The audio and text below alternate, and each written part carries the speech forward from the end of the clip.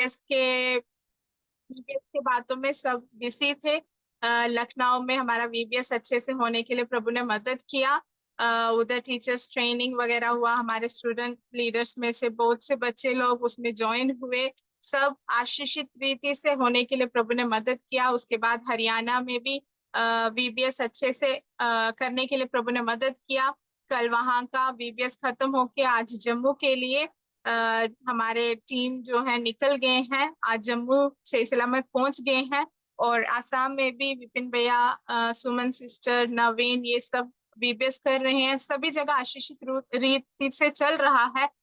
हम सब प्रार्थना कर रहे हैं। आगे भी आप सब लोग प्रार्थना कीजिए ताकि जहां भी प्रभु रास्ता खोल रहा है उधर प्रभु की कुछ नए रीति को, नए अवसरों को प्रभु उधर खोल रहा है। तो उधर से जो भी बच्चे हमें मिल रहे हैं, वो यूथ्स के बीच में से हो या छोटे बच्चों के बीच में से हो, वो प्रभु के राज्य के लिए इस्तेमाल होने पाए, हम प्रार्थना करेंगे।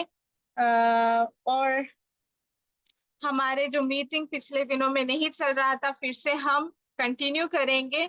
इसलिए सब लोग आगे पीछे मैसेज डालिएगा कि हम लोग आलस ना बने, आगे बढ़ते जाएं।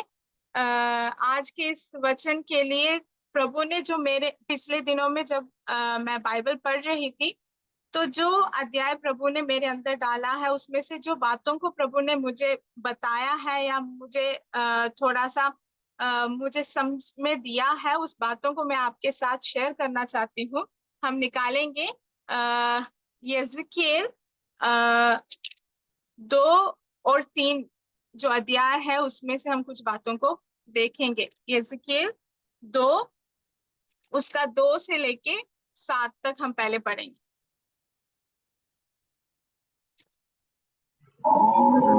जैसा ही उसने मुझसे यह कहा, क्यों ही आत्मा ने मुझ में समाकर मुझे पांवों के बल खड़ा कर दिया, और जो मुझसे बातें करता था मैंने उसकी सुनी। उसने मुझसे कहा, हे मनुष्य के संतान, मैं तुझे इस्राएलियों के पास अर्थात बलवा करने वाली जाति के पास भेजता हूँ, जिन्होंने मेरे विरुद्ध बलवा किया है। उनके पुरखा और वे भी आज के दिन तक मेरे विरुद्ध अपराध करते चले आए हैं। इस पीढ़ी के लोग जिनके पास मैं तुझे भेजता हूँ, वे निर्लज्ज और हठीले हैं। और तो उनसे कहना, प्रभु यहोवा यूं कहता है, इससे वे जो बलवा करने वाले घराने के हैं, चाहे वे सुने या ना सुने, तो भी वे इतना जान लेंगे कि हमारे बीच एक भविष्यद्वक्ता प्रकट हुआ है। हे मनुष्य के संतान, तो उनसे ना डरना, चाहे तुझे कांटों, ऊंट कटारों और बिच्छुओं के बीच में रहना पड़े, तो भी उनके वचनों से ना डरना। यद्यपि वे विद्रोही घराने के हैं, तो भी ना तो उनके वचनों से डरना और ना उनके मुंह देखकर तेरा मन कच्चा हो। इसलिए चाहे वे सुने या ना सुने, तो भी तो मेरे वचन उनसे कहना, वे तो बड़े विद्रोही हैं। में हम जब यिर्मयाह 2 अध्याय पढ़ते हैं, तो यिर्मयाह 2 और 3 का पहले से लेके 15 अध्याय तक हम देख सकते हैं कि उधर यिर्मयाह को जो परमेश्वर का बुलाहट है उसके बारे में वो एक्सप्लेन करके लिखा गया है कि प्रभु क्या क्या बातें उससे बोलता है, किस रीति से प्रभु उससे बुलाता है। प्रभु का जो यिर्मयाह के ऊपर जो कॉलिंग है उसके बारे में उधर बहुत एक्सप्लेन करके लिखा गया है। और जब हम यिर्मयाह 3 का 16 से लेके 21 तक पढ़ते हैं, तो उधर यिर्मयाह को किस रीति से नियुक्त किया गया है उसके बारे में लिखा गया है। तो हम इसी में से कुछ बातों को, कुछ पॉइंट्स को जो प्रभु ने मेरे अंदर डाला है उसे हम पढ़ेंगे। हम सबको जो है प्रभु के उस वॉइस को सुनने के लिए हम सब चाहते हैं, प्रभु की उस आवाज को सुनने के लिए, उस कॉलिंग को पाने के लिए हम सब चाहते हैं। लेकिन उस कॉलिंग को पाने के बाद जो अगला स्टेप जो है वो हम सब के आगे एक क्वेश्चन मार्क है। क्योंकि माने हम लोग ने प्रभु का आवाज सुन लिया, हमें कॉलिंग भी मिल गया, लेकिन उसके बाद एक बड़ा क्वेश्चन मार्क रहता है कि जो प्रभु ने हमसे कहा या प्रभु का जो शब्द हमने सुना है उससे पालन करने के लिए या उसके लिए हम आगे बढ़ने के लिए क्या हम पूरी रीति से तैयार हैं। उसी उसी रीति से प्रभु ने इधर भी लिखा गया है। प्रभु ने यिर्मयाह को बुलाया, प्रभु का एक बुलाहट यिजकेल के ऊपर आया। उसके बाद प्रभु यिजकेल से बोलता है कि तुम बिल्कुल मत डरना, मैं जिनके आगे तुझे भेजता हूँ, जिनके बीच में तुम्हें भेजता हूँ, उनके आगे क्या करना है, बिना डरे तुम्हें जाना है, खड़ा होना है। जो भी मैं तेरे मुंह पे डालता हूँ, जो भी मैं तुझे देता हूँ, उसे क्या करना है, उनके आगे, उनके सामने तुझे बिना डरे उसे प्रचार करना है, उसे बताना है और उनके आगे प्रकट करना है करके। जब हम इसके तीसरे अध्याय में पढ़ते, तीसरे वचन में पढ़ते हैं, उसने मुझसे कहा, है मनुष्य के संतान, मैं तुझे इसराइलियों के पास अर्थात बलवा करने वाली जाति के पास भेजता हूँ। इधर बहुत ही स्पष्ट रीति से लिखा है कि बलवा करने वाली जाति के पास भेजता हूँ।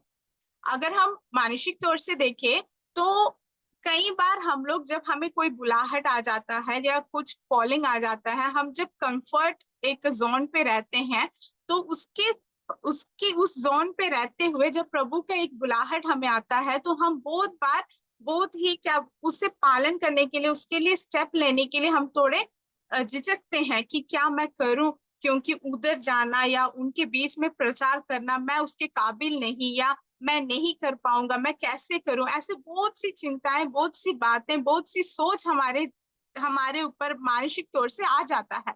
लेकिन इधर प्रभु बोल रहा है कि उस बलवा करने वाली जाति के पास ही मैं तुम्हें भेज रहा हूँ। प्रभु ये जानते हुए भेज रहा है, यिजकेल कौन है, यिजकेल की काबिलियत क्या है, यिजकेल कितना तक कर सकता है, ये सब प्रभु जानता है। इसे जानते हुए प्रभु यिजकेल से बोलता है कि मैं तुम्हें बलवा करने वाले जाति के पास, जातियों के बीच में मैं तुम्हें भेज रहा हूं करके। और उसके आगे प्रभु बोलता है, जिन्होंने मेरे विरुद्ध बलवा किया है, उनके पुरखा और वह भी आज के दिन तक मेरे विरुद्ध अपराध करते चले आए हैं। इस पीढ़ी के लोग जिनके पास मैं तुझे भेजता हूँ, वह निर्लज और हठीले हैं। मतलब ये लोग इतने दृढ़ रहते हैं कि कोई भी व्यक्ति, प्रभु खुद उनसे कुछ बातों को बोला गया है, लेकिन वो लोग उस रीति से या उनके उस रास्तों से पीछे हटने के लिए वो तैयार नहीं है। इतना तक वो हटीले हैं, इतना तक वो खड़े हैं, अपने उस स्टैंड पे वो खड़े हैं। लेकिन उस ऐसे वाले लोगों के बीच में प्रभु क्या कर रहा है, यिजकेल को भेज रहा है। तभी प्रभु मेरे अंदर दिया कि हमारे बीच में से भी प्रभु ऐसे कुछ लोगों को खड़ा करना चाहता है, जो यिजकेल के समान कुछ ऐसे लोगों के बीच में प्रभु भेजना चाहता है कि जो जहां अब तक लोग जाना नहीं चाहे, जहां तक अब तक प्रभु का वचन नहीं पहुंचा, जहां प्रभु ने बहुत लोगों को बोला है लेकिन वो अब तक पहुंच नहीं पाए, या पहुंचने का वो क्या बोल सकते हैं, अब तक वो लोग उधर जाने के लिए तैयार नहीं है। ऐसी जगहों में, ऐसे लोगों के बीच में प्रभु क्या करना चाहता है, हमारे बीच में से कुछ लोगों को प्रभु चुनकर उधर भेजना चाहता है। और हमारे लिए ही प्रभु ये वचन बोल रहा है कि बिना डरे मैं जो भी तुम्हारे अंदर देता हूँ, तुम्हारे मुंह पे देता हूँ, तुम्हारे जुबान में देता हूँ, तुम्हारे अंदर देता हूँ, क्या करना है, जहां प्रभु हमें भेज रहा है, वो किसी भी टाइप के लोग हो जाए, कितने भी बड़े हो जाए, कितने भी दृढ़ हो जाए, कितने भी हटीले हो जाए, जहां मैं तुम्हें भेज रहा हूँ उधर क्या करना है हमें, प्रभु जो हमें देता है उसे बिना डरे हमें उनके बीच में सुनाना है और बताना है। उसके 6 में लिखा है मनुष्य के संतान, तो उनसे ना डरना, चाहे तुझे कांटों, ऊंट कटारों और बिच्छुओं के बीच भी रहना पड़े तो भी उनके वचनों से ना डरना। यदि वे विद्रोही घराने के हो तो भी ना तो उनके वचनों से डरना और ना उनके मुंह देखकर तेरा मन कच्चा हो। इसलिए चाहे वे सुने या ना सुने तो भी तू मेरे वचन उनसे कहना, वह तो बड़े विद्रोही है। इधर इधर एक्सप्लेन करने के लिए तो कुछ भी नहीं है, पूरा एक्सप्लेन रीति से यहाँ बताया गया है कि वो चाहे कितने भी कठिन लोग हो जाए, वो चाहे कितने भी बुरे लोग हो जाए, बात मानने वाले हो ना मानने वाले हो, हम जो बोल रहे हैं उसे सुनने के लिए, फॉलो करने के लिए वो तैयार हो ना हो, लेकिन हमारा ड्यूटी क्या है, प्रभु ने हमें क्यों चुना है, हमारा बुलाहट क्या है, ऐसी जगह में जहां अब तक कोई जाने के लिए तैयार नहीं है, ऐसी जगह में प्रभु भेजने के लिए हमें चुना है। तो हमें क्या करना है, उस जगह में जाकर प्रभु के उस वचन को बिना डरे हमें सुनाना है। प्रभु इसलिए हमारे हमारे इस ग्रुप में से किसी किसी को प्रभु चुन रहा है, किसी किसी को प्रभु ने चुन लिया है कि ऐसी जगहों में, यिज्कियेल की तरह, अननियास की तरह, जैसे शाऊल को प्रभु ने अंधा कर दिया, तो उसके बाद उसके पास जाकर उसे चंगाई देकर प्रभु के वचन को सुनाने के लिए जैसे अननियास को प्रभु ने चुन लिया था, वैसे ही ऐसे कुछ लोगों को प्रभु हमारे बीच में से भी चुनना चाहता है। लेकिन क्या हम उस शब्द को सुनने के लिए और उसकी तरह हम आगे स्टेप रखने के लिए क्या हम तैयार हैं? ये हमें सोचना है और अपने आप को हमें उसके लिए तैयार करना है।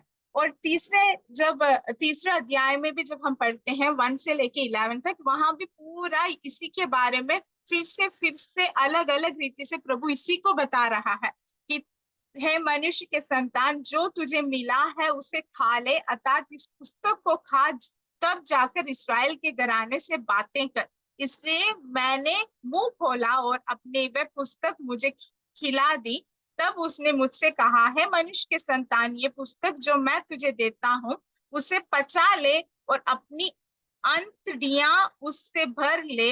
अतः मैंने इसे खा लिया और मेरे मुंह में वह मधु के तुल्य मीठी लगी। मतलब जो कुछ प्रभु ने उसे सिखाया था, जो कुछ प्रभु ने उसे दिया था, उस सब को उसने क्या कर दिया, जैसे ही प्रभु ने बोला वैसे उन लोगों के बीच में उसे बता दिया और उनके बीच में जाकर प्रभु ने जैसे बोला था वैसे ही किया। उसके बाद जब हम 16 से देखते हैं, 16 से 21 तक, उधर एक पहरुए के रूप में यिज्कियेल को क्या किया था, नियुक्त किया गया था। उसके बारे में वहां लिखा गया है। पहरुए मतलब इंग्लिश में जब हम देखते हैं तो वॉचमैन। हम जानते हैं कि एक वॉचमैन का ड्यूटी क्या होता है कि जहां उसे नियुक्त किया गया है उधर कुछ रूल्स या रेगुलेशंस लिखा होगा। जैसे कि अभी फॉर एग्जांपल हम लेते हैं तो एक स्कूल का वॉचमैन रख लो, स्कूल या कॉलेज का, तो उनका ड्यूटी क्या होता है, उस स्कूल के कुछ रूल्स रेगुलेशंस और कुछ रेस्ट्रिक्शंस होंगे।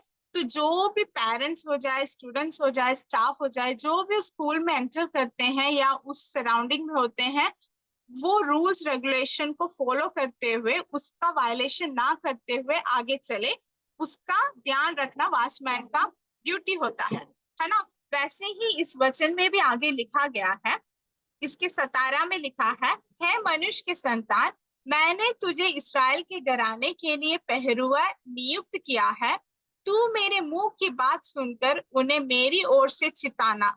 जब मैं दुष्ट से कहूं तू निश्चय मरेगा, और यदि तू उसको ना चिताए और ना दुष्ट से ऐसी बात कहे जिससे कि वह सचेत हो और अपना दुष्ट मार्ग छोड़कर जीवित रहे, तो वह दुष्ट अपने अधर्म से फंस हुआ मरेगा, परंतु अपने खून का लेखा मैं तुझसे लूंगा। यहाँ लिखा गया है कि प्रभु कभी कभी क्या करता है, किसी के बारे में हमें प्रभु क्या करता है, दिखाता है या बताता है। कभी कभी हम क्या कर लेते हैं, उस बातों को बहुत ही तुच्छ मान लेते हैं, उसे उतना वो महत्व नहीं देते कि प्रभु ने हमें एक वॉचमैन के रूप में रखा गया है। कभी कभी प्रार्थना करते समय या दर्शन के रूप में प्रभु हमें कुछ बातों को दिखाता है, किसी के बारे में दिखाता है, जो कि प्रभु चाहता है कि हम उनके लिए दुआ करें और उनको उस बातों को बताए। लेकिन कभी कभी हम इस बातों को बहुत ही तुच्छ मान लेते हैं और हम जिस जिस कारण से प्रभु ने हमें वो दिखाया या बताया है उसे हम नहीं करते। तो इसीलिए यहाँ लिखा गया है कि अगर एक दुष्ट अपने पाप के कारण मर जाता है और मैं उस चीज को मैं तुम्हें बताता हूँ और तुम उस व्यक्ति से वो बोलकर उसे पीछे हटाने की कोशिश ना करते हो, और अगर वो व्यक्ति मर जाता है अपने पाप के कारण, तो उसका रिस्पॉन्सिबिलिटी किसके ऊपर आ जाता है, हमारे ऊपर आ जाता है। क्योंकि प्रभु ने हमें पहले बताया कि मैं इस व्यक्ति को इसके पाप के कारण ऐसी सजा देने वाला हूं, प्रभु ने हमें बताया। तो अभी हमारा रिस्पॉन्सिबिलिटी क्या है कि हम उस व्यक्ति के पास जाके बोले कि प्रभु ने मुझे बताया कि ऐसे है, तो हम स्पष्ट उन्हें बताएं कि आपका जो रास्ता है वो शायद गलत है, आप इसमें से हटना है, या आपका मार्ग गलत है करके हम जिस रीति से हम उसे सही मार्ग में ला सकते हैं उस रीति से लाए। अगर हम ऐसा ना करते हैं तो वो क्या हो जाता है, अगर वो व्यक्ति पाप में गिरकर वो व्यक्ति इस पाप के कारण मर जाता है तो उसका रिस्पॉन्सिबिलिटी हमारे ऊपर आ जाएगा। हम उस खून के क्या हो जाते हैं, जिम्मेदारी हो जाते हैं। वही बात को इधर व्यक्त रूप से लिखा गया है। हम 18 और 19 को एक और बार पढ़ेंगे, यहेजकेल 3 का 18 और 19।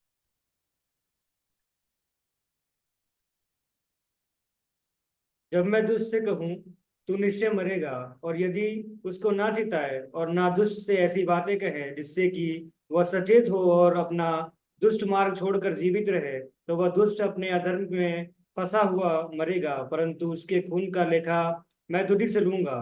पर यदि तू दुष्ट को चिताए और वह अपनी दुष्टता और दुष्ट मार्ग से ना फिरे, तो वह तो अपने अधर्म में फंसा हुआ मर जाएगा, परंतु तू अपने प्राणों को बचाएगा। अगर हम उस बात को बता लेते हैं, उसके बाद भी वो अपने मार्ग से पीछे नहीं हटता है, तो फिर हम क्या हो जाते हैं, हम उसकी जिम्मेदारी नहीं है, क्योंकि प्रभु ने हमें बताने का एक जिम्मेदारी दिया था, हमने वो कर लिया है। लेकिन अगर हम नहीं करते हैं तो वहां पाप किसके ऊपर पड़ जाता है, हमारे ऊपर, हम उधर गलत करते हैं। क्योंकि प्रभु ने हमें एक जिम्मेदारी सौंपा था कि एक व्यक्ति को उसके गलत रास्ते से पीछे हटाने के लिए प्रभु ने हमारे ऊपर एक जिम्मेदारी सौंपा, लेकिन हमने वो नहीं किया। तो अगर वो व्यक्ति गलत में फंसकर पाप पाप के कारण मर जाता है, तो उसका जिम्मेदारी हमारे ऊपर आ जाता है। इसलिए हम याद रखें कि प्रभु जब भी हमारे आगे एक व्यक्ति को देता है या हमें किसी व्यक्तियों को सौंपता है, और प्रभु हमसे किसी के बारे में बातें करता है, बिना बिना कोई हेसिटेशन के, बिना कुछ सोचे हम उसके लिए प्रार्थना करें, और अगर हमें अवसर मिलता है तो उन्हें उनसे बातें करें, उसके बारे में हम उन्हें बोले। क्योंकि प्रभु ने अगर हमें दिया है तो प्रभु ने एक प्रत्येक एक योजना के साथ कुछ सोच समझ कर दिया होगा कि मैं उसे उससे बचाना चाहता हूँ, उसके लिए एक मीडिएटर हमें प्रभु बनाना चाहता है। इसलिए हमें हमें हम प्रभु की आवाज को सुनना तो चाहते हैं, लेकिन प्रभु की आवाज को सुनने के बाद हमें जो आगे का कदम रखना है, उसके बाद जो रिस्पॉन्सिबिलिटीज हमें है, उसे करने के लिए हम पूरी तैयारी है या नहीं, वो हमें अपने आप को जांचना है। इन दिनों में हम उस रिस्पॉन्सिबिलिटी के लिए, हमारे उस दर्शन के लिए पूरी तरह तैयार रहते हुए हम आगे बढ़ने की कोशिश करेंगे।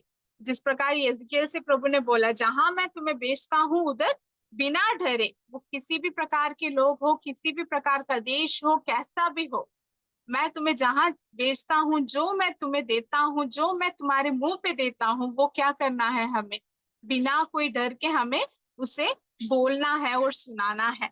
उसके बाद जब हम 3 का 22 से उसका 22 से लेके हम पढ़ते हैं, तो यहेजकेल बीच में क्या हो जाता है, समर्थ हो जाता है, वो कमजोर हो जाते हैं। फिजिकल रीति से भी हम लोग, मेंटल रीति से भी हम कमजोर हो जाते हैं। लेकिन उसके बाद जब हम 27 में पढ़ते हैं तो हम देख सकते हैं कि उधर लिखा गया है, परंतु जब मैं तुझसे बातें करूं तब तेरे मुंह को खोलूंगा। जब हम कमजोर हो जाते हैं तब प्रभु क्या करेगा, प्रभु खुद हमें उसके लिए बलवंत कर देगा। प्रभु खुद, उधर लिखा है कि मैं तेरे मुंह को खोलूंगा और तू उनसे ऐसा कहना, प्रभु यहोवा यूं कहता है, जो सुनता है वह सुने और जो नहीं सुनता है वह ना सुने। इस वचन से हमें समझ आता है कि हम कमजोर हो जाते हैं। हम कितना भी बल अपने आप को रख ले, हम कितना भी मजबूती के साथ आगे बढ़ने की कोशिश करें, अगर हम कमजोर हो जाते हैं, अगर हम उस पूरी तैयारी के साथ आगे बढ़ जाते हैं, कहीं भी अगर हम कमजोर हो जाते हैं, तो प्रभु क्या करेगा, खुद ही हमें बलवंत बना लेगा। लेकिन हमारा उत्तरदायित्व क्या है कि प्रभु ने जिस बुलाहट के साथ हमें बुलाया है, जिस योजना के साथ हमें बुलाया है, जहां के लिए, किस रीति के लिए, क्योंकि हमारे बीच में से अनेक लोगों को अनेक अनेक क्या बोलते हैं, योजना के साथ प्रभु ने बुलाया। किसी को बच्चों के बीच में, किसी को यूथ्स के बीच में, किसी को सब एक कलीसिया स्थापित के लिए, किसी को कुछ नए प्रत्येक योजना के साथ प्रॉफिट्स के रूप में, ऐसे अलग अलग रीति से प्रभु ने अलग अलग योजना के साथ हमारे बीच में से अनेक को प्रभु ने चुना है। तो हमारी योजना को, हमारे बुलाहट को हमें समझकर हमें क्या करना है, इन दिनों में उसके लिए पूरा तैयार होना है। हमने सुन लिया है, हमें पता भी होगा, लेकिन हम उसके बाद कदमों को रखने के लिए बहुत बार हम पीछे हट रहे हैं। हम रखना चाहते हैं लेकिन रख नहीं पा रहे, हम बहुत बार रखने के बिना हम पीछे हटते जा रहे हैं। तो इन दिनों में हम प्रार्थना करेंगे कि प्रभु हमारी योजना, हमारा दर्शन, जो भी हमारा बुलाहट आपने हमें बुलाया है उससे करने के लिए हमें बल दे, सामर्थ दे, और उसके साथ ही जो हमारा पहरुए के समान जो नियुक्ति प्रभु ने हमें दिया हुआ है उससे अच्छे से करने के लिए प्रभु हमें शक्ति और बल दे। हम प्रार्थना करेंगे। अभी हमारे बीच में से सुमन सिस्टर।